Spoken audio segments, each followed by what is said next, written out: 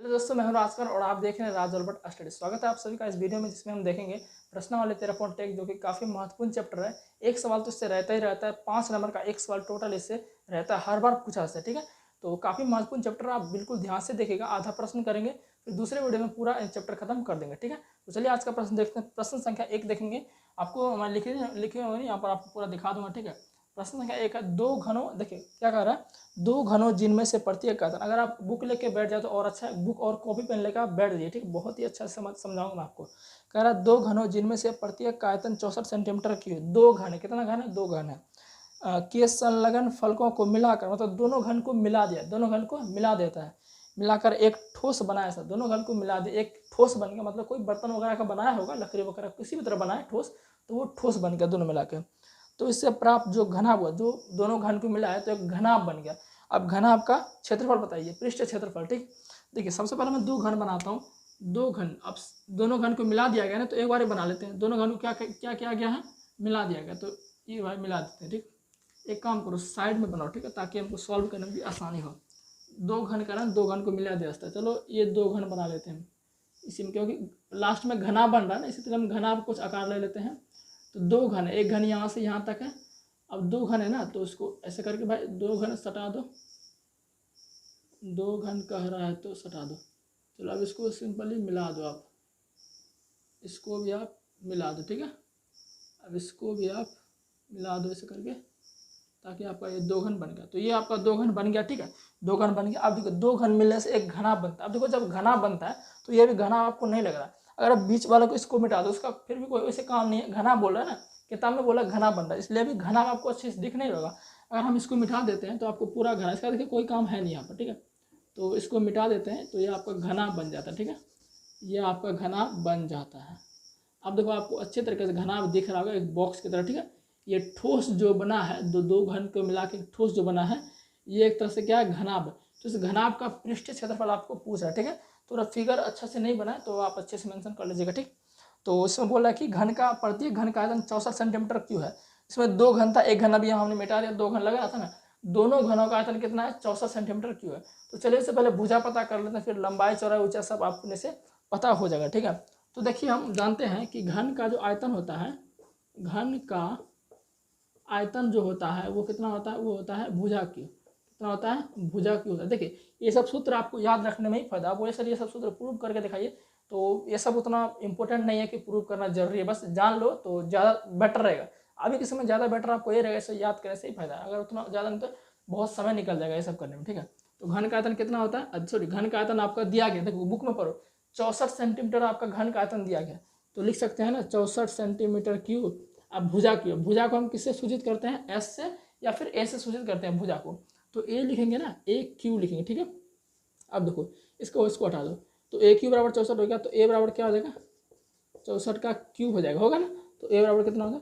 इस तीन का मतलब क्या है? घनमूल होता है। दो रहे तो वर्गमूल होता है, तीन रहे तो घनमूल होता है। तो 64 का घनमूल कितना हो जाएगा?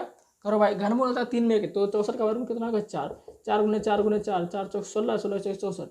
तो कितना आ जाएगा इसका? 4 आ जाएगा। ठीक है, ये सब बच्चों वाला बात है, 5 क्लास का घनमूल सर। तो ए का मान 4 निकल गया। ठीक है, ए का मान 4 निकल गया। अब मुझे बताओ इसमें देखो, जब दो घन हम मिला है तो इसका जो लंबाई पूरा हो गया, दोनों घन को जुड़ने से लंबाई पूरा लंबा हो गया। पहले इतना घन का आधा था लंबा, इतना घन का आधा था, तो दोनों मिला के कितना हो गया? पूरा लंबा। देखिए घन जो आपका होता है ना, एक बात ध्यान है, घन जो होता है वो स्क्वायर से मिलकर बनाता है। किससे? स्क्वायर से मिलकर बनाता है, यानी कि वर्ग से मिलकर आपका घन का निर्माण होता है, और घन आपका आयत से मिलकर होता है। तो ये पॉइंट आप इंपोर्टेंट पॉइंट नोट कर लीजिएगा। ठीक है, तो लंबाई देखो, लंबाई तो कितना होगा? 4 + 4 8 हो जाएगा। तो लंबाई का एल होता है, तो एल बराबर 8 हो जाएगा। और चौड़ाई ऊंचाई वही रहने वाला है, तो बी बराबर 4 ही रहेगा, एच बराबर 4 ही रहेगा। ठीक है, सिर्फ लंबाई में बढ़ोतरी होगी, क्योंकि दोनों आपका ऐसे दोनों घन को सटाया गया। तो अब ये आपका लंबाई 8 हो गया, चौड़ाई 4 हो गया, ऊंचाई आपका 4 हो गया। तो क्या बोल रहा है? घनाभ का पृष्ठीय क्षेत्रफल। तो घनाभ का पृष्ठीय क्षेत्रफल का सूत्र आपका होता है, पृष्ठीय क्षेत्रफल का सूत्र होता है 2 इंटू लंबाई गुने चौड़ाई प्लस चौड़ाई गुने ऊंचाई और प्लस ऊंचाई गुने लंबाई। ये आपका घनाभ का पृष्ठीय क्षेत्रफल का सूत्र होता है। आपको सूत्र ये भी याद रख लेना, मैंने सूत्र वाला वीडियो पहले ही दे दिया, हो सके मैं उसका लिंक आपको डिस्क्रिप्शन में दे दूंगा, वहाँ से पूरा सूत्र आप क्लास 10 का कवर कर सकते हैं। अब देखिए 2 इंटू मान सिर बैठाइए, लंबाई और चौड़ाई, लंबाई कितना? 8, तो 8 गुने 4 और प्लस चौड़ाई गुने ऊंचाई, तो प्लस चौड़ाई गुने ऊंचाई, अब प्लस ऊंचाई कितना है? 4, लंबाई, लंबाई कितना आपका 8, ये सब मान बैठाना आप आसानी से जानते हैं। 2 8 चौके 32 प्लस 4 चौके 16, 4 8 32, ठीक है। अब देखो 2 गुने 32 32 64, 64 16 80, तो 2 गुने 80 160 सेंटीमीटर स्क्वायर, ये आपका घना आपका पृष्ठ क्षेत्रफल निकल गया, ठीक है। तो पहला सवाल आप यहीं से कंप्लीट होता है। सवाल नंबर 2 देख लेते हैं। अभी हमारे साथ रुके रहिएगा, मस्ती आ रहा है आपको पढ़ने में, ठीक है। सवाल नंबर 2 आपका कह रहा है कोई बर्तन एक खोखले अर्धगोले के आकार का, आप बुक लेके बैठ रही, ठीक है। कोई बर्तन एक खोखले अर्धगोले आकार का, मतलब कोई बर्तन है वो कैसा खोखला अर्धगोला का आकार है, ठीक है, जिसके ऊपर एक खोखला बेलन अध्यारोपित है। अब देखो कोई बर्तन एक खोखले अर्धगोले का आकार, सबसे पहले खोखला बर्तन बना लेते हैं। खोखला बर्तन हम एक बना लिए कि अर्धगोले का आकार, थोड़ा फिगर टेढ़ा बन रहा है ना, फिगर थोड़ा अच्छा बनाता हूँ। हाँ, ये रहा खोखला अर्धगोला रहा, ठीक है। ये अर्धगोला इस तरह से, अर्धगोला मतलब आधा गोला, गोला रहेगा तो पूरा रहेगा, आधा गोला है तो आधा, इसमें बर्तन सब कुछ रहता है ना, यहाँ पर है नहीं तो मैं दिखाता, ठीक है। तो अर्धगोला मतलब समझो ना, आधा कटोरी जो रहता है वो आपका अर्धगोला है, ठीक है। अर्धगोला कह रहा है कि अर्धगोला का जिसके ऊपर एक खोखला बेलन अध्यारोपित है। ये जो अर्धगोला कटोरा टाइप का है, इस कटोरे के ऊपर एक बेलन रखा हुआ है, यानी कि अध्यारोपित मतलब इस पर रखा हुआ है। तो भाई बेलन मतलब सिलेंडर जो आपका गैस होता है, तो ये आपका रखा हुआ, ये क्या है आपका, ये रहा आपका बेलन है, ठीक है, पूरा दिख रहा है। हाँ, ये आपका बेलन अध्यारोपित है, अध्यारोपित है। अर्धगोले का व्यास 14 सेंटीमीटर है। अब देखो अर्धगोला तो यही है, व्यास मतलब क्या होता है, व्यास मतलब क्या होता है, दो त्रिज्या को 2 गुना कर दो, आपका व्यास होता है, ठीक है। तो व्यास आपका यह हो जाएगा, अर्धगोला का व्यास यहाँ से पूरा हो जाएगा, अर्धगोला का व्यास, अर्धगोला का व्यास, लेकिन व्यास वगैरह से हमें उतना मतलब नहीं रहता है। अब जरा देखिएगा, जो यहाँ पर अर्धगोले का व्यास होगा वही बेलन का भी व्यास होगा, यानी कि बेलन मतलब यहाँ क्या, यहाँ वृत्त एक बन रहा है, ये देखो पूरा एक वृत्त बन रहा है, यहाँ पर वृत्त बन रहा है ना, तो यानी कि जो अर्धगोले का व्यास है वही यहाँ पर वृत्त का भी व्यास है। तो हमें व्यास वगैरह से कोई मतलब होता नहीं है, तो हमें क्या होता है, त्रिज्या से मतलब होता है, ठीक है, त्रिज्या से। तो त्रिज्या कितना हो जाएगा, 7 सेंटीमीटर हो जाएगा। इधर 7 तो इधर भी 7 हो जाएगा, किधर भी खींचो, इधर भी 7 इधर भी 7 इधर भी 7, किधर भी खींचो, तो इसका भी त्रिज्या कितना हो जाएगा, इसका भी 7 सेंटीमीटर हो जाएगा, ठीक है। इतना आप समझ रहे हैं। और आगे कह रहा है इस बर्तन पात्र की कुल ऊंचाई 13 सेंटीमीटर, मतलब देखो ये बर्तन, ये तो पूरा बर्तन है ना, बर्तन ये पूरा है ना, एक अर्धगोला टाइप का, तो समझाया गया कि बर्तन किस तरह से सिस्टमेटिक तरीका से बर्तन जो ठोस है वो कैसे बना हुआ वो बताया गया। तो बर्तन ये पूरा है, तो बर्तन की ऊंचाई की पूरी कितनी दी गई, ये आपका 13 सेंटीमीटर बर्तन की पूरी ऊंचाई दी गई है, ठीक है, 13 सेंटीमीटर दी गई है। और उसके बाद कह रहा है इस बर्तन का आंतरिक पृष्ठ क्षेत्रफल निकाले, मतलब कि आंतरिक पृष्ठ क्षेत्रफल निकाले, आंतरिक पृष्ठ क्षेत्रफल निकाले बोला, ठीक है। अब जरा देखिएगा, सबसे पहले देखिए इस पूरे जो बर्तन जो ठोस है, ये पूरा जो बर्तन एक तरह से ठोस ही होगा ना, तो बर्तन जो उसमें देखिए क्या क्या आ रहा है, उसमें क्या क्या आ रहा है, एक आ रहा है अर्धगोला आ रहा है और एक आपका पूरा बेलन आ रहा है। तो दोनों का अगर वक्र पृष्ठ क्षेत्रफल को हम जोड़ देते हैं तो आपका आंसर आ जाता है, यानी कि जो बर्तन की जो क्या वही बोला, बर्तन का जो आंतरिक पृष्ठ क्षेत्रफल वो आपका आ जाता है, ठीक है। तो चलिए इसको हम देख लेते हैं।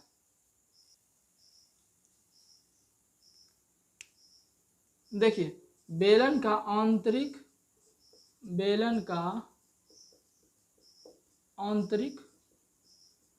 पृष्ठ क्षेत्रफल कह रहा है, बेलन का आंतरिक पृष्ठ क्षेत्रफल, तो क्या होगा, सॉरी बेलन का नहीं, बर्तन का, हाँ बर्तन का कह रहा है, सॉरी बर्तन का। तो बर्तन तो ये पूरा है, समझिएगा, बर्तन तो ये पूरा आंतरिक पृष्ठ से मतलब कि अंदर वाला भाग, क्या, अगर अंदर वाला भाग एक तरह से बोल सकते हैं वक्र पृष्ठ क्षेत्रफल, दोनों का बोल रहा है। वक्र पृष्ठ क्षेत्रफल का मतलब क्या होता है, जैसे मैं आपको, हमारे पास है कोई बर्तन, मैं आपको समझाता हूँ अच्छे तरीके से। जैसे मान के चलिए आपका बर्तन जो मिला, मैं समझा रहा हूँ। वक्र मतलब क्या होता है, ये पूरा जो ऐसे कर्व टाइप का है ना, ये आपका क्या बर्तन है, ये नहीं, ये और ये नहीं, सिर्फ वक्र की बात कर रहा है, ये पूरा होगा तो क्या वक्र हो जाएगा।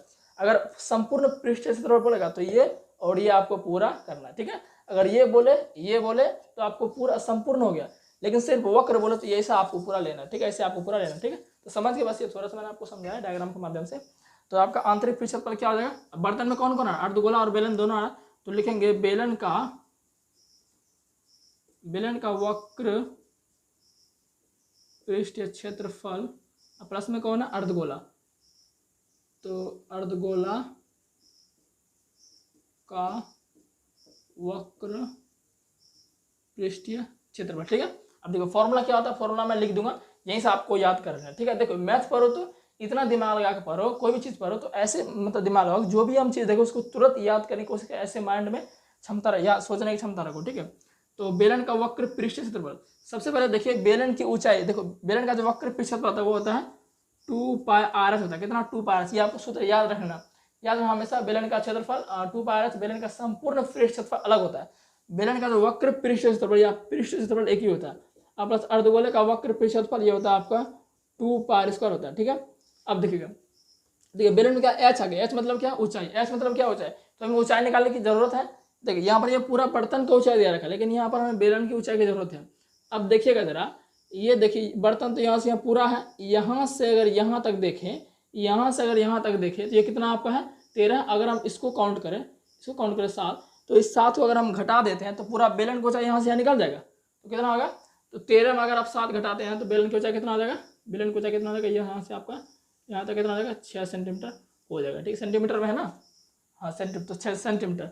तो मान रखो भाई, पहले यहाँ करो थोड़ा कॉमन ले लो, तो 2 पाई r अगर कॉमन ले लेते हैं तो क्या h बचेगा, प्लस 2 पाई खत्म तो 1 r बचेगा। अब देखो 2 गुना 22/7, r मतलब त्रिज्या, त्रिज्या तो सबका 7 ही दिया गया, गुना h का मान कितना निकाले, बेलन का है ना, h का मान कितना निकाले 6, अब प्लस r कितना है 7। अब देखो 7 खत्म, 22 दूनी 44 प्लस 6 7 13, गुना है ना, गुना, हाँ अब गुना कर लो भाई, 3 चौके 12, 3 चौके 12 13, 4 2 4 3 7 4 1 और 572 आपका आंसर हो जाएगा। ठीक है, 44 में 13 कर रहे हैं ना, जो आपका मल्टीप्लाई में आएगा वो आपका आंसर होगा। ठीक है, ये आपका आंसर होगा। ठीक है, अगला क्वेश्चन देखते हैं हम, प्रश्न संख्या 3 देखते हैं। देखिए प्रश्न संख्या 3 आपको मैं लिख देता हूँ यहाँ पे, प्रश्न संख्या 3 वो कह रहा है एक खिलौना त्रिज्या 3.5 सेंटीमीटर वाले एक शंकु के आकार का, मतलब एक खिलौना त्रिज्या है, मतलब खिलौना जिसका त्रिज्या 3.5 सेंटीमीटर है वो एक शंकु के आकार का है, जो उसी त्रिज्या वाले, मतलब सेम त्रिज्या, जो त्रिज्या खिलौना का वही त्रिज्या, उसी त्रिज्या वाले एक अर्धगोले पर अध्यारोपित, मतलब एक अर्धगोला है उस पर एक खिलौना अध्यारोपित है।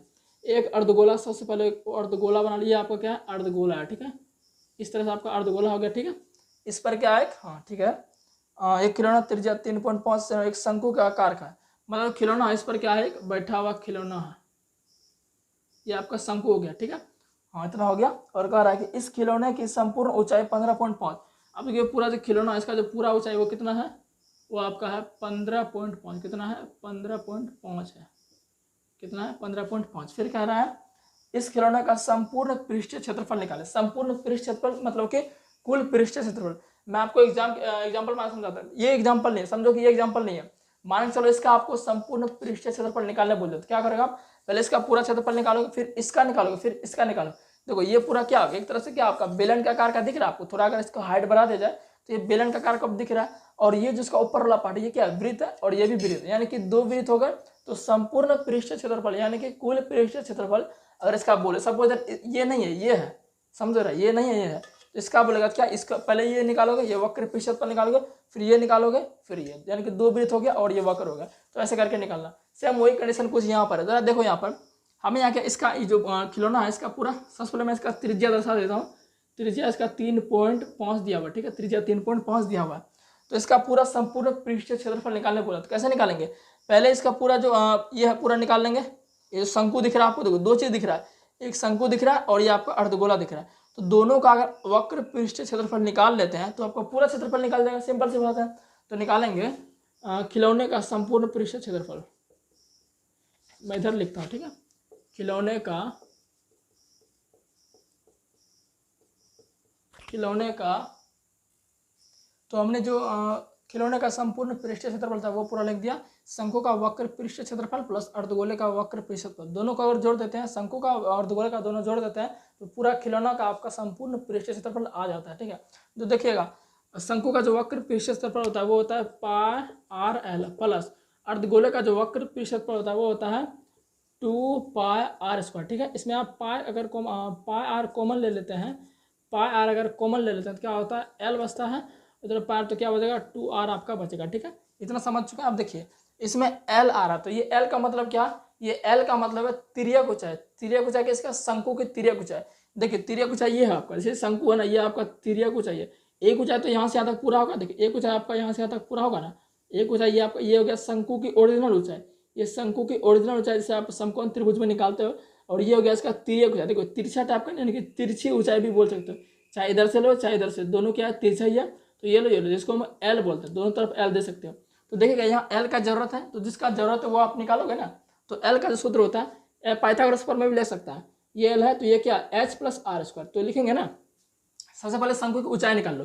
देखो ये त्रिज्या है, तो त्रिज्या अगर मैंने बताया था कि अगर वृत्त का कोई केंद्र से किधर भी आधा लाइन खींचो तो इधर खींच लेते हैं, तो ये भी कितना होगा 3.5 होगा। तो इतना 3.5 और ये पूरा 15.5, तो 15.5 में 3.5 घटा तो कितना घटा लो भाई, 15.5 में 3.5 घटा 5 5 0 5 3 12 कितना हो गया 12, यानी कि शंकु गोचा कितना निकल गया 12 निकल गया। ठीक है, हमें क्या निकालना एल, यानी कि क्या होता है कर्ण बराबर लंब स्क्वायर पर आधार स्क्वायर पाइथागोरस प्रमेय से, तो H square plus R square. तो निकालो भाई, तो इधर निकाल लीजिएगा एल बराबर क्या होता है H square plus R square का अंडर रूट। तो एल बराबर एच का मान कितना है 12, तो 12 का स्क्वायर, आर का मान कितना है 3.5 का स्क्वायर। ठीक है, अब 12 का स्क्वायर होता है 144 प्लस 3.5 का स्क्वायर जानते कितना होता है 3.5 का स्क्वायर करो आप, हो जाएगा शायद आपका, तो कर लो क्या जाता है 3.5 25 5 15 17 35 से 105, तो 5 7 5 12 1 1 2 यानी 12 25 क्या 12 25 हो गया। अब 10 मिनट बाद क्या 2 शून्य बैठा दो, तो 12 25 हो गया, यानी कि 12.25 जाएगा। देखो 12 25 है ना, लेकिन 10 मिनट बना तो 12.25 जाएगा। ठीक है, इसको जोड़ दो, 144 प्लस 12 करोगे तो कितना हो जाएगा, ये हो जाएगा आपका 156.25। जब इसका आप वर्गमूल निकालोगे तो ये कहीं ना कहीं आपका हो जाएगा 12.5 आपका हो जाएगा। ठीक है, 12.5 सेंटीमीटर, आप देख लेना करके इतना ही हो जाएगा आपका। ठीक है, तो 156.25 का वर्गमूल कितना हो गया 12.25 आपका हो गया। ठीक है, तो इतना आपका एल का मान इतना निकल गया। ठीक है, एल का मान जब इतना निकल गया आपका, तो अब क्या निकालेंगे हम, आप सिर्फ यह मान रख देते हैं। तो पाई का मान 22/7, आर का मान 3/5, एल का मान कितना निकाले 12.5 और प्लस 2, आर का मान कितना 3.5। ठीक है, अब देखो 10 उड़ाने के लिए 10 का भाग देंगे, तो 7 5 35, 5 दूनी 10 और 2 11 22, तो 11 ब्रैकेट हटाएंगे तो गुना देंगे, अब 12.5 और प्लस 2 गुना 3.5, तो 3.5 का मतलब क्या 3.5, 3.5 गुना 2 7 हो गया, तो 7 हो गया आपका ये। तो 11 गुना 12.5 7 धरो तो कितना होगा आपका, ये जाएगा आपका 19.5। अब इतना गुना करो भाई आप, तो करो भाई 195 गुना 11 करो, 5 9 1 5 9 1, तो 5 9 5 14 9 10 11 1 1 2 21.45, यानी कि आपका हो गया 21.45 हुआ ना, तो इसको गुना करोगे तो कितना होगा 21.45 होगा। लेकिन 10.1 अंक 214.5 आपका आंसर हो गया सेंटीमीटर। इसका सेंटीमीटर है ना, सेंटीमीटर है ना, हाँ सेंटीमीटर, तो इतना आपका आंसर हो गया। ठीक है, तो तीसरा सवाल आपका यहाँ से क्या होता है कंप्लीट होता है। अब देखते हैं नेक्स्ट सवाल हम संख्या 4 है कि भुजा 7 सेंटीमीटर वाले एक घनाकार ब्लॉक के ऊपर एक अर्धगोला रखा गया। मतलब कि एक घन है जिसका भुजा 7 सेंटीमीटर है, उसके ऊपर एक अर्धगोला रखा गया। ठीक है, तो हम चलो एक घन पहले बना लेते हैं। मान के चलो हम ये एक घन बना लिए हैं। ठीक है, एक तरह से ये आपका क्या है एक तरह से घन मान लो। ठीक है, इस घन के ऊपर आपका क्या है ये देखो, घन जो होता है वो हमेशा वर्ग से मिलकर बनता है। घन किससे मिलकर बनता है, घन आपका हरदम वर्ग से मिलकर बनता है। ठीक है, इसको मिटा देना नहीं होगा। हाँ, तो ये आपका घन हो गया, इस पर एक अर्धगोला रखा गया, ये रहा आपका अर्धगोला। ठीक है, इस तरह से आपका अर्धगोला है। जो घन का भुजा है, घन का भुजा 7 सेंटीमीटर, घन का भुजा कितना 7 सेंटीमीटर है। तो कह रहा है कि और देखते हैं क्या कह रहा है, अर्धगोला कहेगा अर्धगोले का अधिकतम व्यास क्या हो सकता है। अब देखो अर्धगोले का अधिकतम व्यास क्या होगा, जो घन का भुजा होगा वही अर्धगोले का अधिकतम व्यास हो जाएगा। बोलो कैसे, देखो भाई अर्धगोले का अधिकतम व्यास यही है ना, तो घन का भुजा यही है, घन का भुजा तो यही है ना, तो घन का भुजा ये है, अर्धगोले का व्यास ये होगा। तो बोल सकते हैं कि अर्धगोले का अधिकतम व्यास कितना हो जाएगा 7 सेंटीमीटर हो जाएगा। ठीक है, अर्धगोले का अधिकतम व्यास 7 सेंटीमीटर हो जाएगा। तो त्रिज्या कितना हो जाएगा, त्रिज्या हो जाएगा 7/2, क्योंकि बोलिए कि जो व्यास होता है वो त्रिज्या का दोगुना होता है। क्या होता है, व्यास जो होता है वो त्रिज्या का दोगुना होता है। लिख देते हैं व्यास बराबर त्रिज्या का दोगुना होता है। ठीक है, त्रिज्या का दोगुना मतलब कहेंगे कि त्रिज्या जो होता है वो व्यास का आधा होता है, ये कहेंगे ना। त्रिज्या जो होता है वो व्यास का आधा होता है। अगर व्यास 7 है तो त्रिज्या 7 का आधा 7/2, अगर व्यास 10 है त्रिज्या 5 होगा, व्यास 20 है त्रिज्या 10 होगा। ठीक है ना, ये सब आसान सा बात है, समझ सकते हैं।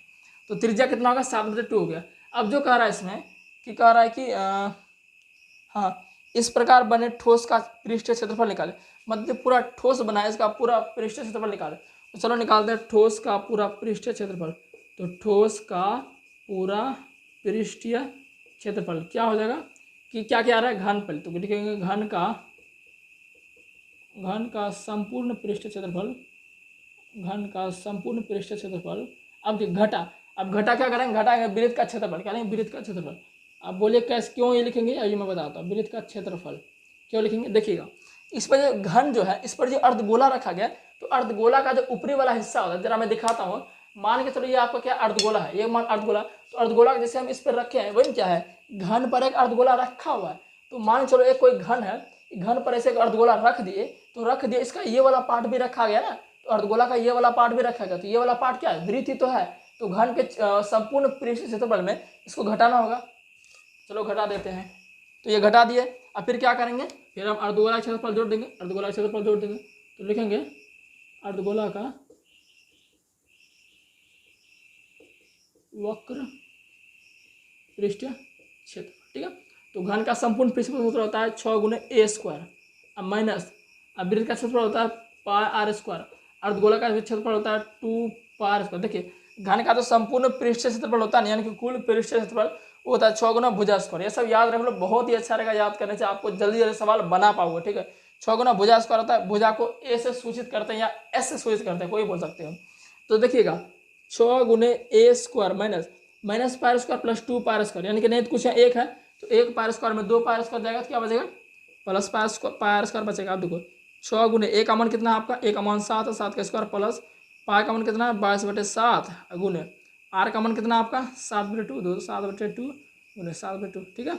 अब देखो 7 से 7 गया, 2 से 11 बार में चला गया, तो 6 गुने 7 का स्क्वायर 49 दिख रहा नहीं, हाँ 49, अब प्लस 11 गुने 77, 77, अब बटे यहाँ नीचे 2 है, नीचे 2 हो गया। अब करो 6 गुने 49 करो, यहाँ पर 49 गुने 6 करो, 6 में 54, बाकी 5, 6 24, 5 29, 294 हो गया आपका, 294 प्लस, तो लिखेंगे 294 प्लस 77/2, तो भाग तो भाई 2, 1 गुने 2 2, अब 200 गुना 2 चौक 8, 2 9 18, 2 4 1 5, अब प्लस 2 2 177 जाएगा।